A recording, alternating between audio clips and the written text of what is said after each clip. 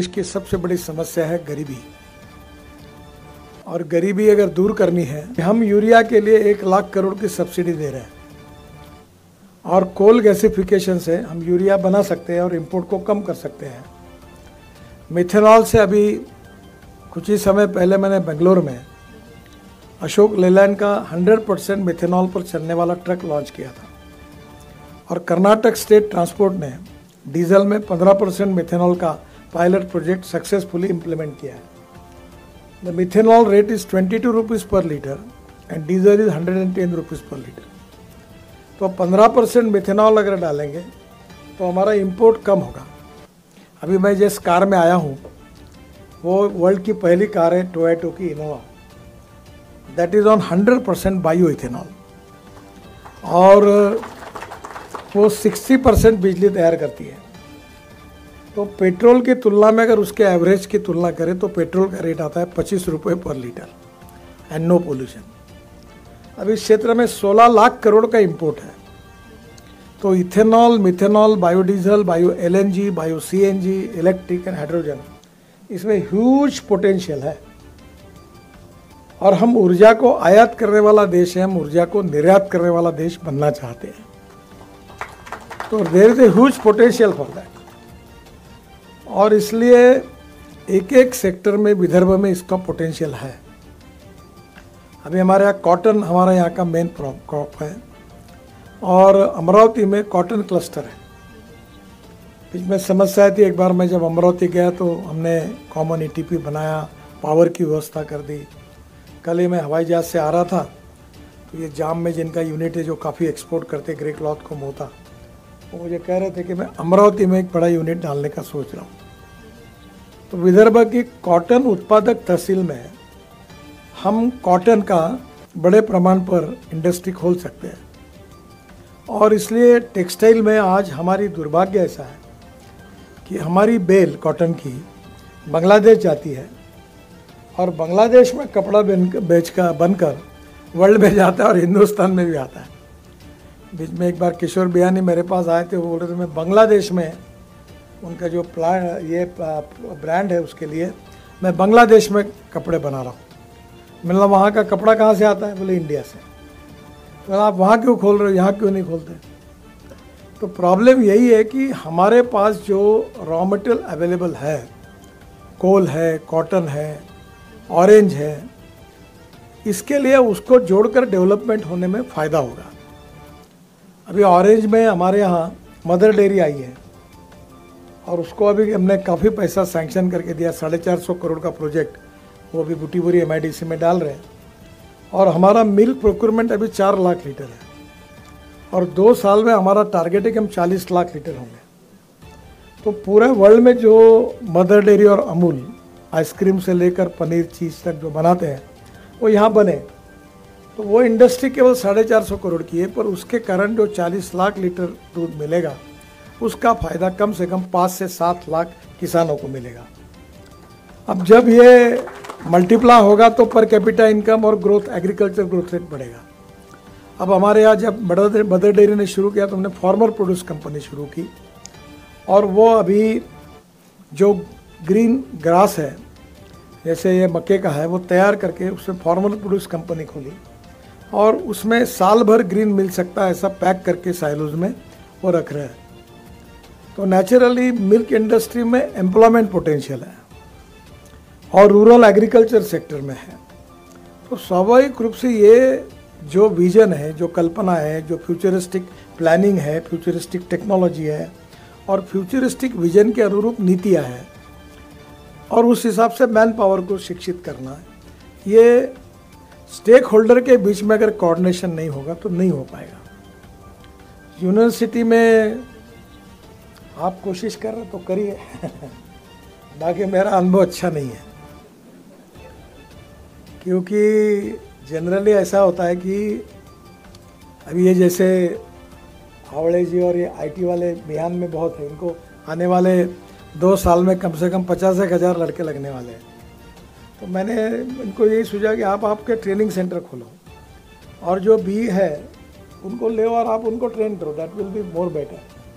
तो हर इंडस्ट्री ने अपने को लगने वाली मैन पावर को तैयार करने में ज़्यादा उपयोग होगा, क्योंकि आप उसको ज़्यादा अच्छी तरह से ट्रेन कर सकते हैं।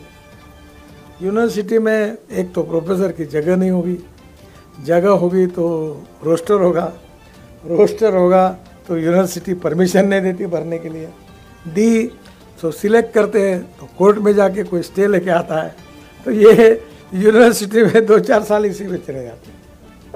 अब ये LIT को बहुत ज़बरदस्ती मैंने और देवेंद्र जी ने मिलकर इनके चुंगल से बाहर किया, उसको डीम यूनिवर्सिटी बनाया, छोड़ने के लिए तैयार नहीं थे। हम भी नहीं करेंगे और आपको भी करने नहीं देंगे, ये उनका ब्रीद वाक्य है। तो नेचुरली, और फिर उसके चुनाव, board of studies, academic council, ये दुर्भाग्य क्या है कि प्रोफेसर लोगों का ज़्यादा समय चुनाव में जाता है, तो रिसर्च कहाँ करेंगे। तो नेचुरली इसमें बहुत सी प्रॉब्लम्स है। उनका अच्छा हो, वो गोवा में कहते हैं कुछ भी देव त्यांचे भले करो। तो वो होता रहेगा। आप विदर्भ के इंडस्ट्री में अपने भरोसे आप कैसा कर सकते ये देखिए। अभी हम लोग, मैं हवाई जहाज़ से कल ही आ रहा था, तो 9 प्लेन लाइन में खड़े थे MRO पे सर्विसिंग के लिए। एयर इंडिया का MRO है, प्रफुल्ल पटेल जी का भी एक है, और वर्ल्ड के प्लेन वहाँ आ सकते हैं एयर उसके मेंटेनेंस के लिए। ये एक इंडस्ट्री डेवलप हो रही है, उसको स्किल पावर चाहिए, मैन पावर। अभी यहाँ एविएशन का इंजीनियरिंग कॉलेज एक ही है, वो सतीश चतुर्वेदी जी का वही है। तो नेचुरली अब वहाँ के लड़कों को काम मिलेगा। तो ये जब 2 एविएशन के MRO आए हैं, वो अपना ट्रेनिंग इंस्टीट्यूट बनाते हैं, तो that will be better. IT में भी सब कंपनी आई है, इनको आने वाले 2-3 साल में 50-1 हज़ार लोग रहेंगे। सब मिलकर करने में शायद उनमें कंपटीशन के लिए संभव है, नहीं है मुझे पता नहीं, पर अलग अलग अपने सेंटर खोलकर अगर ट्रेन करते हैं तो उनका भी आउटपुट अच्छा होगा। विदर्भ में आपने जैसे इंडस्ट्री का सोचा है, वैसे नागपुर इज टाइगर कैपिटल। अभी मैं 15-20 दिन पहले ताड़ोबा गया था, एक दिन में मैंने 7 टाइगर देखे। तो अभी वर्ल्ड से लोग टाइगर देखने के लिए, टाइगर सरप्लस हुए वहाँ, क्योंकि अभी तक उनका परिवार नियोजन का फार्मूला कुछ मिला नहीं है। तो वो इधर उधर के रीजन में लेके जा रहे हैं। तो टाइगर हमारे पास बहुत है। तो टूरिज्म ये सेक्टर ऐसा है जहाँ 49% कैपिटल इन्वेस्टमेंट एक्सपेंडिचर एम्प्लॉयमेंट के लिए खर्चा होती है। अभी हमने आम्बोरा बनाया है, 5 नदियों का संगम है, पानी सुंदर है, बहुत अच्छा फॉरेस्ट एरिया आगे वहाँ उमरेड का आता है। अब वहाँ हमने एडवेंचर स्पोर्ट और वाटर स्पोर्ट शुरू कर रहे हैं, हावर क्राफ्ट्स ला रहे हैं, और मुझे लगता है वहाँ कम से कम 3-4 हज़ार लोगों को रोज़गार मिल जाएगा। अभी 250 करोड़ स्टेट गवर्नमेंट ने भी दिया है।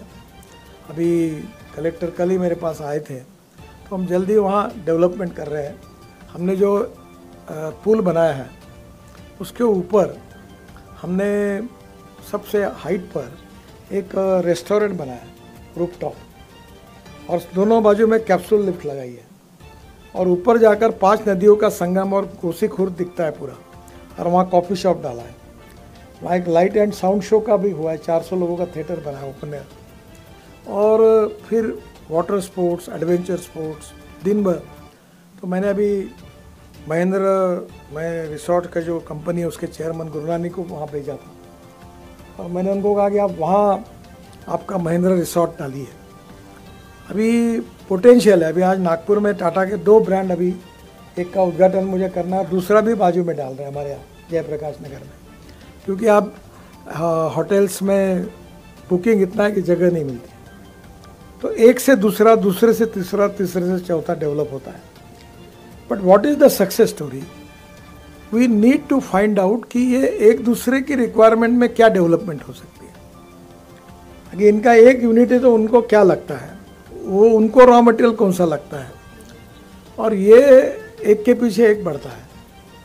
अभी मुझे विशेष रूप से एक बहुत ही इम्पोर्टेंट बात यह है कि रॉन्ग इन्वेस्टमेंट होती है और टेक्नोलॉजी बराबर नहीं होती। The proven technology, economic viability, availability of raw material and marketability of the finish product, ये 4 बातें जुड़ेगी तो सक्सेस स्टोरी बनेगी।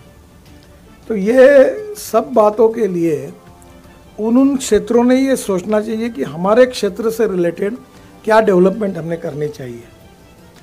आगे भविष्य में 25 साल में हमारा प्लानिंग क्या होगा, और वहाँ के स्थानिक रॉ मटेरियल को यूज़ करके हम वहीं की स्किल्ड मैन पावर को यूज़ करके कैसा उपयोग कर सकते हैं।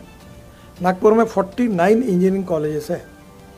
अभी एक इंजीनियरिंग कॉलेज में हमारे यहाँ जो डेसॉल्ट करके कंपनी है फ्रांस की, जो राफेल बना रही है, तो हमको तो राफेल अभी वो दिन अब दूर नहीं 2 साल में कि राफेल इंडिया से बाकी देशों को हम एक्सपोर्ट करेंगे। और 13 सीटर फॉल्कन उन्होंने मुझे बताया था, पर वो भी थोड़ा लेट हुआ है, इस साल दिसंबर तक यहाँ नागपुर में ही बनेगा। तो नेचुरली अब ड्रोन का बहुत हो रहा है। अभी नवाल साहब के यहाँ ड्रोन मिसाइल्स, ड्रोन उसके लिए मिसाइल के लिए बन रहा है। तो ये जो फ्यूचरिस्टिक डेवलपमेंट नागपुर में डिफेंस सेक्टर में हो रही है, फॉरेस्ट में हो रही है, इसके अलावा टूरिज़्म में अच्छा पोटेंशियल है, कोल हमारे पास है, माइनिंग में हमारे बहुत सी चीज़ें हैं, LIT जो लक्ष्मण इंस्टीट्यूट ऑफ टेक्नोलॉजी है, यहाँ काफ़ी बड़े प्रमाण पर रिसर्च हो रहा है, हाइड्रोजन पर वो भी काम कर रहे हैं। तो मुझे लगता है कि एक एक फील्ड में futuristic plan with cooperation coordination with the educational institution, ये ज़्यादा अच्छा है। यूनिवर्सिटी से भी आप करिए, पर यहाँ डीम यूनिवर्सिटी भी बनी है। जैसे रामदेव बाबा का ये जो डीम यूनिवर्सिटी बनी है, ये मेरे पास आए थे मैं जब MSME मंत्री था, और वो ऑटोमोबाइल का एक वर्ल्ड क्लास उनका बनाने का प्लान था। तो मैं बहुत कोशिश कर रहा था कि बाहर में हमने देना चाहिए हमारे प्लानिंग को, पर सरकार में देने से वही होता है, औरंगाबाद में हेड नहीं है, नागपुर का ट्रांसफ़र हो गया है, तो यही प्रॉब्लम उसमें आते हैं। तो कहीं ना कहीं आप प्राइवेट यूनिवर्सिटी और प्राइवेट इंजीनियरिंग कॉलेज को इन्वॉल्व करो, LIT को इन्वॉल्व करो, और कुछ चीज़ें यूनिवर्सिटी के साथ भी करो। ये जो हमारे स्टार्टअप है, वो बड़े प्रमाण पर आज नए नए लड़के नई नई बातें कर रहे हैं, और उनका बहुत अच्छा रिसर्च है, और उनको अगर एक्सपोजर मिलता है तो पोटेंशियल बहुत ज़्यादा है। जो एक्स्टेब्लिश टेक्नोलॉजी है, एक्स्टेब्लिश रॉ मटेरियल्स है, कॉटन है, हमारे यहाँ कोल है, ये तो एक्स्टेब्लिश है। अभी मैंने मदर डेयरी को एक प्रोजेक्ट दिया था पीछे पड़ के कि एक ऑरेंज बर्फ़ी तैयार की, अच्छी हुई, टेस्ट बहुत अच्छी थी। ये जो बाकी बर्फ़ियाँ मार्केट में है, ये कद्दू डालते हैं उसमें, इसे डालते हैं। तो मैंने कहा नहीं, जुनैन चाहिए। तो बर्फ़ी अच्छी बनी, पर वो जो लिक्विड था जूस ऑरेंज का, उसका शेल्फ लाइफ 3-4 दिन था। फिर मैं पीछे पड़ा कि ऐसा करो, अब मैं ऑरेंज की पाउडर बना देता हूँ और वो डालकर बर्फ़ी बनाऊँ, उसका लाइफ 1-1.5 महीना होगा। अब वो ऑरेंज की पाउडर बनाई है और उसकी बर्फ़ी भी बनी है, अब वो टेस्टी भी है और उसका शेल्फ लाइफ भी 1 महीना तक रह सकता है। तो ऑरेंज बर्फ़ी के कारण हम वर्ल्ड में जा सकते हैं, क्योंकि ये नागपुर का ब्रांड ऑरेंज सिटी है। तो ऐसी छोटी छोटी बातें कि जिनके कारण हमारे यहाँ काफ़ी बड़े प्रमाण पर वेल्थ क्रिएट हो सकती है। जो कैपिटल इन्वेस्टमेंट करता है वो entrepreneur is not only A wealth creator, he is a employment creator. हमारे पर्सपेक्टिव में उसका एम्प्लॉयमेंट क्रिएट करना हमारे लिए महत्वपूर्ण है, क्योंकि उसके सिवा यहाँ की गरीबी दूर नहीं होगी, डेवलपमेंट नहीं होगी। और इसलिए स्वाभाविक रूप से विदर्भ का मुंबई और पुणे की तुलना में जो डेवलपमेंट है वो अच्छा हो, ये ऐसे हमारी सबकी इच्छा है। हमारी मेट्रो हिंदुस्तान की सबसे अच्छी है, इतनी अच्छी मेट्रो कहीं नहीं है जिसकी कैपिटल कॉस्ट भी कम है। अभी हम लोग नागपुर से उमरेड और उमरेड से ब्रह्मपुरी तक ब्रॉडगेज हमने लगभग बनाया। अभी मैं कार्यक्रम के आने के पहले उनके साथ ही मीटिंग कर रहा था, और जल्दी हम लोग नागपुर से वर्षा ये जो ब्रॉडगेज गाड़ी फास्ट इसमें ट्रैक पर शुरू करने वाले 6 महीने में। तो वो शुरू हो जाएगी तो माल भी जाएगा, और वहाँ से जो उमरेड का कोल है वो MSCB को कोराडी और खप्परगड़ा को ट्रक के बजाय डायरेक्ट रैक से जाएगा, रेलवे से जाएगा, तो उसकी कॉस्ट बचेगी। तो ऐसी बहुत सी बातें हैं कि जो हमारी यहाँ की स्ट्रेंथ को लेकर जो हमने प्लान किया है, उस रॉ मटेरियल वाइज आप फ्यूचरिस्टिक प्लानिंग करिए, और उस हिसाब से अगर इंडस्ट्री को आपने प्लान बना के दिया तो वो सक्सेसफुल होगा। यहाँ जो फार्मास्यूटिकल डिपार्टमेंट का ये जो हॉल है, अब देश में इस इंडस्ट्री में हमारा बहुत एक्सपोर्ट है, और ये एक्सपोर्ट करने वाले जो इंडस्ट्रियलिस्ट है वो मैक्सिमम इस कॉलेज से पढ़े लिखे हैं, और वो लोगों ने काफ़ी अच्छा 2-2, 3-3, 5-5 हज़ार करोड़ का एक्सपोर्ट उनका है। हमारे LIT के जो स्टूडेंट थे वो काफ़ी बड़े प्रमाण पर अब बड़ा काम सब जगह इंडस्ट्रीज में उनका काफ़ी अच्छा कंट्रीब्यूशन है। तो मुझे ऐसा लगता है कि रॉ मटेरियल वाइज, तहसील वाइज, डिस्ट्रिक्ट वाइज और फिर रीजन वाइज स्ट्रेंथ और वीकनेसेस का अध्ययन करते हुए